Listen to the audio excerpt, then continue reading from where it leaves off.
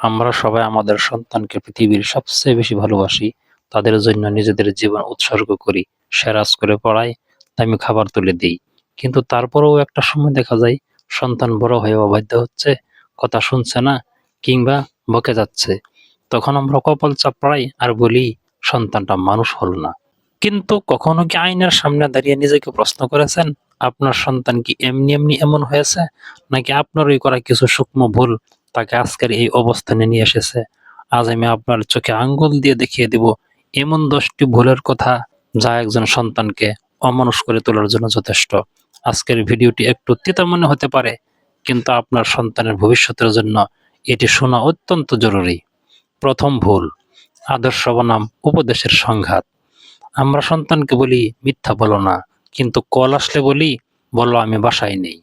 আমরা চাই সন্তান বই পড়ুক, কিন্তু নিজেরা সারাদিন মোবাইল স্ক্রল করি। মনে রাখবেন, শিশু আপনার মুখ দেখে শেখে না, সে আপনার জীবন দেখে শেখে। আপনি যা করবেন সে তাই হবে। আপনি যদি অন্যের গীবত করেন, আপনার সন্তানও কুচক্রী হবে। আপনি যদি বড়দের সম্মান না করেন, তবে লিখে রাখুন একদিন আপনিও তার কাছে অসম্মানিত হবেন। দ্বিতীয় ভুল, অতিরিক্ত শাসন বা টক্সিক প্যারেন্টিং। অনেকে মনে করেন মারধর বা কড়া শাসন ছাড়া সন্তান মানুষ হয় না। এটি একটি ভয়াবহ ভুল ধারণা। অতিরিক্ত শাসন শিশুকে হয় ভীতু ও মিথ্যাবাদী করে তোলে, নয়তো প্রচণ্ড জেদি ও বিদ্রোহী বানিয়ে দেয়। যখন আপনি তাকে তুচ্ছ-তাচ্ছিল্য করেন বা গালিগালাজ করেন, তার আত্মসম্মানবোধ ভেঙে যায়। সে নিজেকে মূল্যহীন মনে করতে থাকে এবং বাইরে গিয়ে খারাপ বন্ধুদের সাহচর্যে সেই সম্মান বা ভালোবাসা খোঁজে। তৃতীয় ভুল, অভাব বুঝতে না দেওয়া।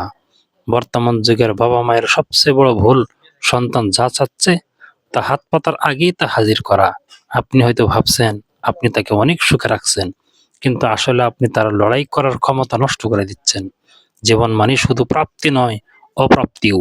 সন্তান যদি না শব্দটা শুনতে অভ্যস্ত না হয়, তবে ভবিষ্যতে যখন পৃথিবী তাকে না বলবে, সে তা সহ্য করতে পারবে না।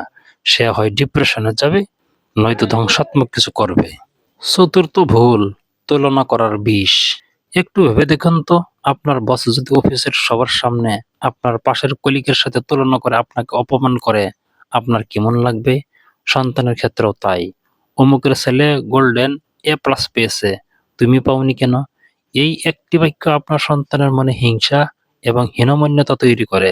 সে তার নিজের যোগ্যতা ভুলে যায় এবং নিজেকে ব্যর্থ ভাবতে শুরু করে। পঞ্চম ভুল, ডিজিটাল প্যারেন্টিং। আপনি কি সন্তানকে শান্ত রাখার জন্য তার হাতে মোবাইল ধরিয়ে দিচ্ছেন?